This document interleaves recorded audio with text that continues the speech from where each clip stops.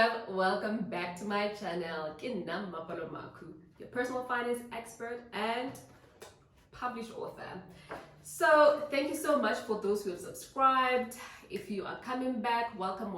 And for those who are new to the channel, please remember to hit the subscribe button and thank you for joining the tribe. So tribe, I want to talk about budgeting today because this is a sore topic for a lot of people. Most of the time I get people telling me, I don't know how to budget, I tried budgeting, it doesn't work. You know, budgeting has such a bad rap actually. So today I want to discuss one method of budgeting which I think a lot of people are not aware of, and I have gotten such amazing feedback from people after having read my book on this budgeting method, that it works, that finally they feel like, you know what, budgeting is for them. So why do people complain about budgeting so much? Why do people always say, I don't know how to budget, I've tried budgeting, it doesn't work for me? Why does it seem like budgeting is such a difficult thing? Let's have an honest conversation here. The reason why people often complain or say to me that they don't know how to budget or that they have tried it and it doesn't work is that you are setting an unrealistic budget. Most of the time it's because people are setting unrealistic budgets for themselves. They are lying to themselves and saying, oh, you know what, this month I'm not gonna go eating out, this month I'm just gonna, stick to my budget. Guys, what is a budget? A budget really is just a reflection of where you want your money to go. That's it. So it needs to reflect the type of lifestyle that you want to live or that you are living. Yes, of course, when you're in debt, you need to, your budget also needs to reflect that. If you want to save and invest, your budget also needs to reflect that. And a budget does not mean you are depriving yourself of everything under the sun. And that's why budgets don't work. That's why people often complain and say, I tried it a couple of times, it doesn't work. It cannot work because you are not being honest with yourself. So I think the first thing when it comes to budgeting is that you need to be honest with yourself and how you want to spend your money, guys, okay? So remember, every time I talk about money, it starts with self, it starts with honesty with self, it starts with reflecting and saying, actually, what do I want? So your budget needs to reflect the outcome you want for your money, okay?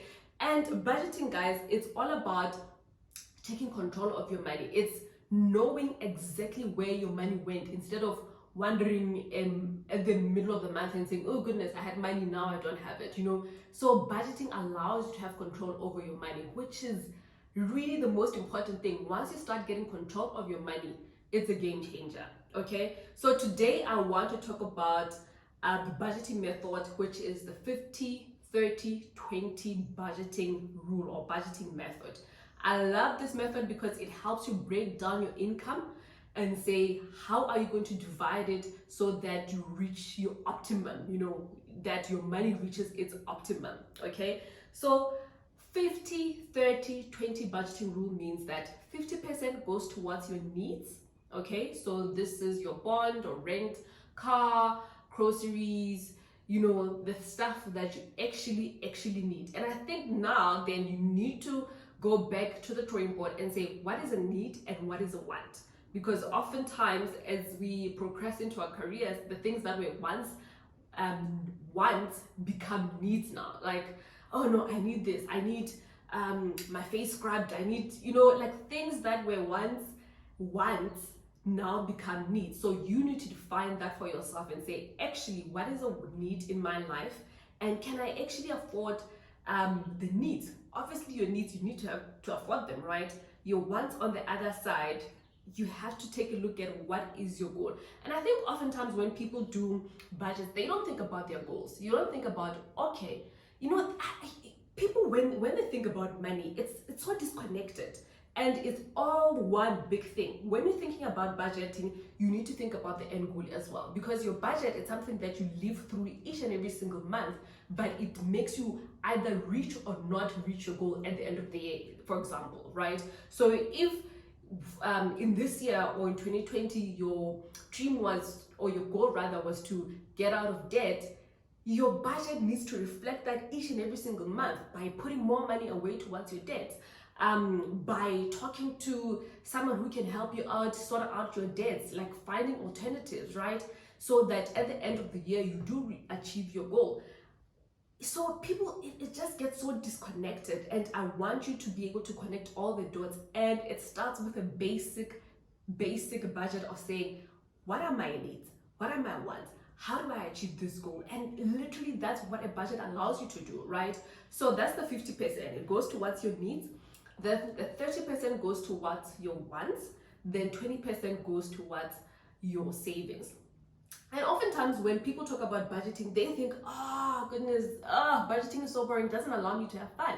But as you can see from the 50, 30, 20 budgeting rule, your wants are part of your budget because you're a human being. You want to enjoy yourself. You should enjoy yourself, right? You work hard and money should be enjoyed, but it should not be enjoyed at the expense of your future. It should not be enjoyed at the expense of you being anxious, feeling shame around money.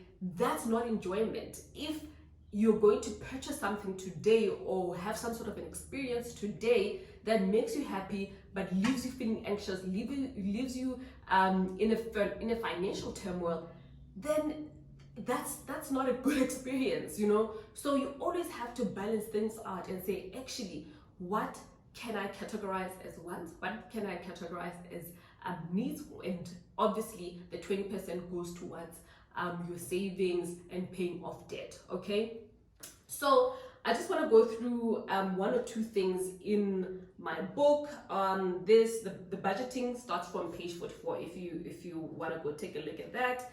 And one of the other things that I love about budgeting is that I know that I'm in control of my money and not the other way around. And people often get frustrated with their finances because they are not in control. Their finances are controlling them. They are thinking, oh goodness, how do I do this? But once you start budgeting, and guys, budgeting, it's not something you do once in a year. It's something that you consistently have to go back. You know, I think there definitely does come a point where if you've done it right, maybe for 2 years or 3 years or so, then you kind of know what's happening. Then you're not always looking at your budget as such, but it's very, very important for you to go back to the drawing board, for you to go back to basics. And I talk about this all the time when I talk about personal finance, is that you need to go back to basics. There's no way that you're going to get your finances right by saying, okay, no, I want to start earning more money. Yes, sure, and more money. I want to start investing. Sure, start investing. But if you do not have the basics right, your foundation has to be solid. And one of the best ways to do that is really become acquainted with your money. And how do you become acquainted with your money and up and close and personal with your money? Is through budgeting, because also your budget shows you some of your weak points, some of your weak areas. And I know I've said this all the time on my channel and everywhere I've spoken before, that one of my weaknesses is eating out, right? I would normally spend like an obscene amount of money on eating out, on just, you know, taking short left with hubby and our child sometimes. So it really shows, it reflects to you what it is that you're doing with your money. So for me, you always have to start with the basics. Go back to basics, let the foundation be solid. Okay, one of the things that I love, and an app that I don't use quite a lot lately, but definitely when I started on my journey as well, making sure that, you know, my finances are in tip-top shape, the app is called 22/7. I love the app. It helps you track, it helps you, you can even set limits for yourself to say, okay, for eating out, I can only go to this point, or you know. So I love 22/7 because it helps you track your expenditure. And that's one thing you need to do. You need to consistently and constantly go back and say, actually, what are my finances looking like? I remember one lady sent me an email and said, hey, since I read your book and I went through the 50, 30, 20 budgeting rule, every Friday before I go home, I would, she said she would look at her budget and say, okay, how did I do this week? You know, and it takes effort. But she did that because she says before, on Fridays, she would normally go eating out, she would normally go for drinks with her friends, but doing that action just before she left the office, because normally on Fridays it's a bit quiet, by doing that, she started being more conscious of her spending. Like, okay, she would budget and say, okay, if I'm gonna go out, because you know you want to go out, you want to let your hair down, she would put some money. She would actually budget for that and say, okay, I'm only gonna spend $300 when I go out with the girls this weekend or for drinks or whatever it is. But before, it would be Friday, it would be nice time, it would be, oh no, we'll see what happens, you know, YOLO. But once she started becoming more conscious, she still enjoyed herself, but she knew to what limit she could do that. Okay, so I think it's very important. And of course, I speak about you know, how to find money in your budget, because oftentimes people say, oh no, but I don't have enough money. But you haven't budgeted, you haven't gone back and said, actually, what do I spend my money on? All right, so some of the examples that I do give, I speak about packing your own lunch. I know most of us are working from home now, so that's out the window. Check your banking fees. You know, every single year people just continue with the same banking fees. They continue with the same bank without questioning to say, actually, how much am I being charged? You can even negotiate your banking fees, guys. I did this once. It's amazing what you can get just by negotiating. Okay.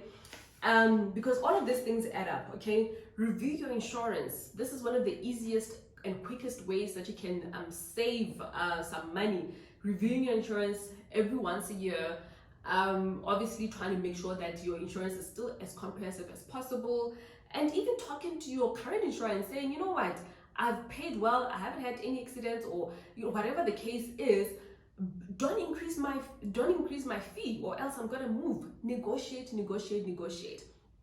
And again, coming back with the negotiate your interest rate. You know, whenever you're gonna get some sort of a loan or some sort of credit facility, make sure that you negotiate your interest rate. Even if you have a house right now, you know, I did